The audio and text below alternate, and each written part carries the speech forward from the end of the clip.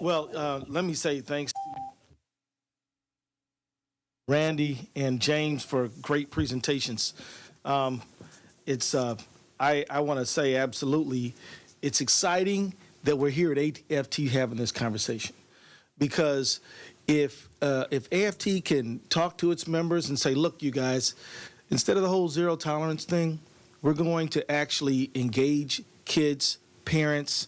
We're going to do this thing a different way, understanding all the time that every kid has an opportunity and a responsibility and a right to get an education. And we're not going to come at you with a lawsuit or a threat or a report trying to put you down. We're going to come at you as a partner who cares about you and recognizes that you're, one, absolutely dedicated, two, well-trained, three, under a lot of stress and under-resourced, and we're going to do this together. And that way, I think that it has a lot of power, and I think that James is absolutely right. If this thing were a cake, everybody'd get a slice. But the reality is that educators and administrators are in a unique position because they have credibility with teachers, administrators, and parents to say, look, we're gonna come at this thing in a whole nother direction. So again, thank you guys for having this panel. It's so very important. Let me also say, I have my own little story. Before I went to Congress, I was a criminal defense lawyer. I was director of something called the Legal Rights Center in Minneapolis. And I had a case one time where my client was, I guess, interested in some little girl, and he took her pager. This is back in the days of the pager, right? And he wouldn't give her back her pager, and she called him a name, and he called her a name, and he threw her pager. She then told the school. The school then referred it to the police, and not only was he expelled from school, but he ended up talking to me, and we ended up negotiating, again, very light probation, but probation nonetheless. And it disrupted his whole life. It took him out of the school he was going to, gave him a sheet, all of that, and it was sad. And I'll never forget the girl's mother saying, "What are we doing in juvenile court over," and her word was, "a damn pager." And so, this whole thing kind of really kicked into another gear, I believe, after the tragic death of Lynn Bias. Congress said, we're going to have another war on drugs. Penalties went up in the federal level, they went up in the state level, and other institutions mirrored that get tough attitude, and then next thing you know, we no longer tolerating each other. We're zero tolerance with each other, and systems begin to sort of mirror that.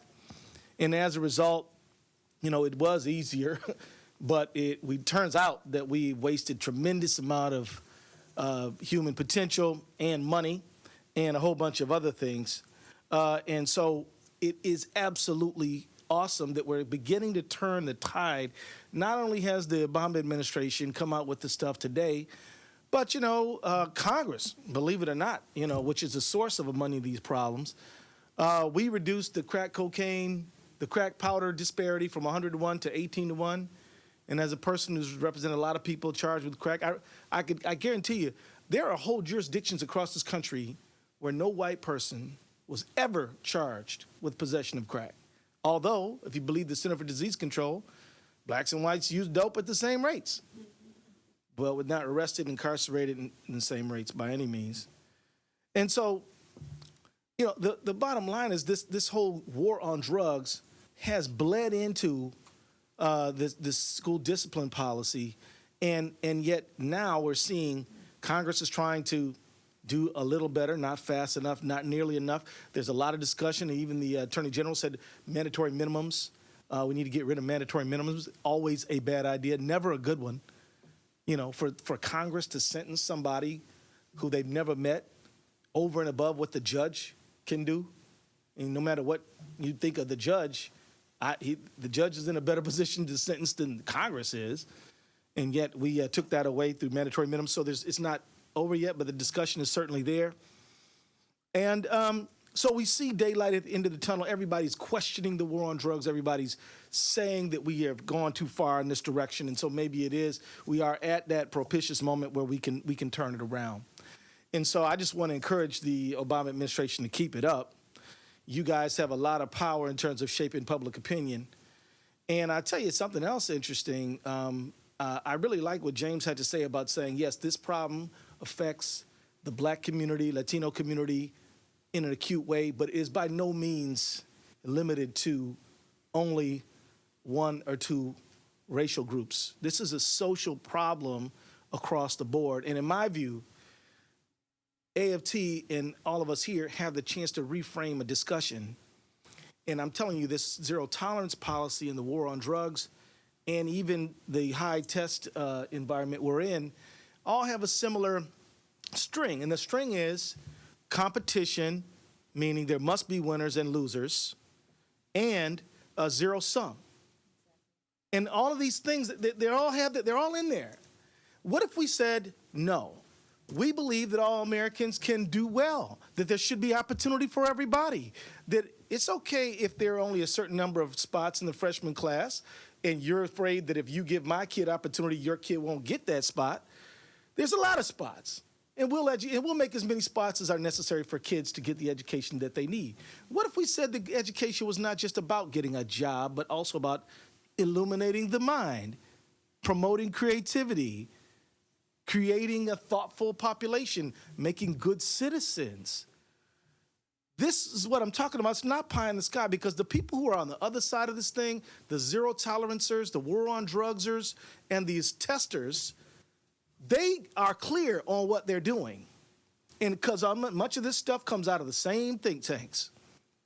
We got to get clear on what we're doing, because we act like this, we can only be reacted to this stuff. But what if our vision was that, of an inclusive America? There's a group of in Minnesota called the Itasca. I think it's foundation, might be institute.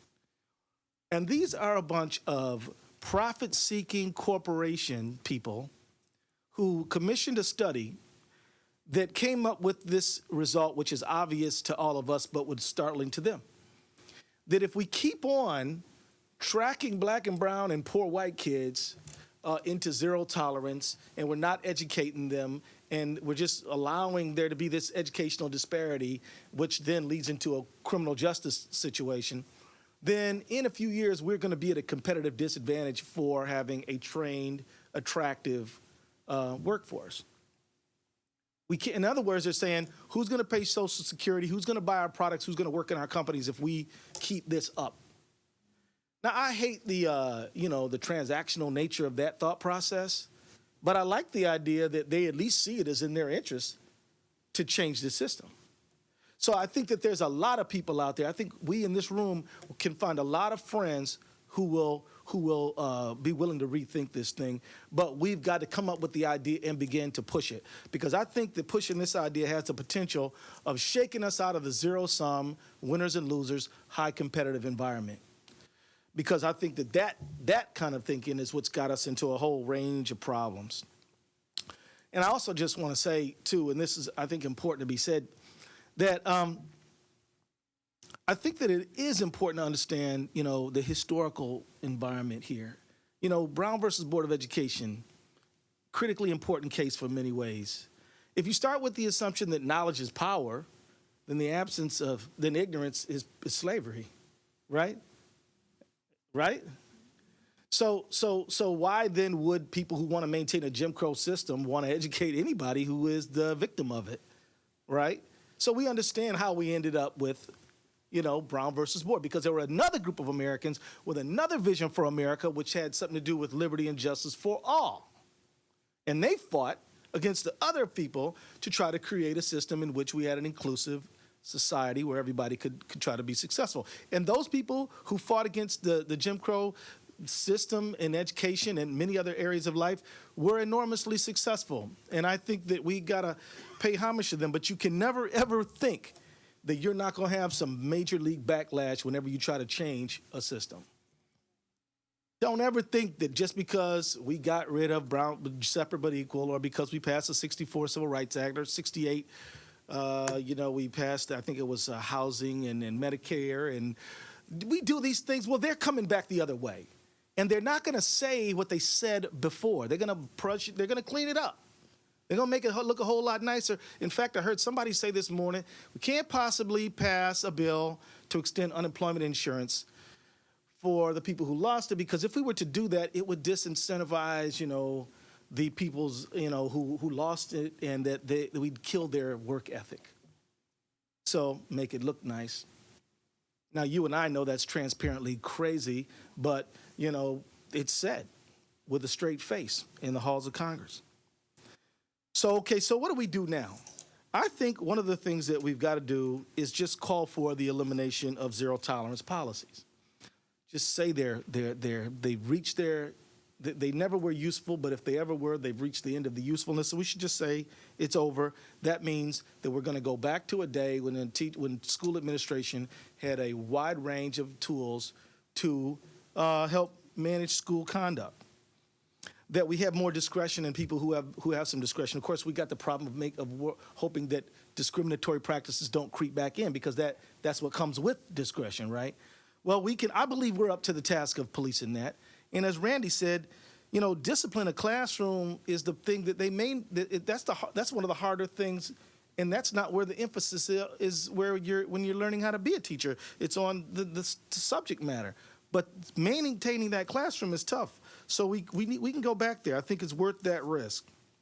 I think we also need to do something. We need to do something which you're not allowed to even talk about in Congress, which is spend some money on decreasing the counselor to student ratio.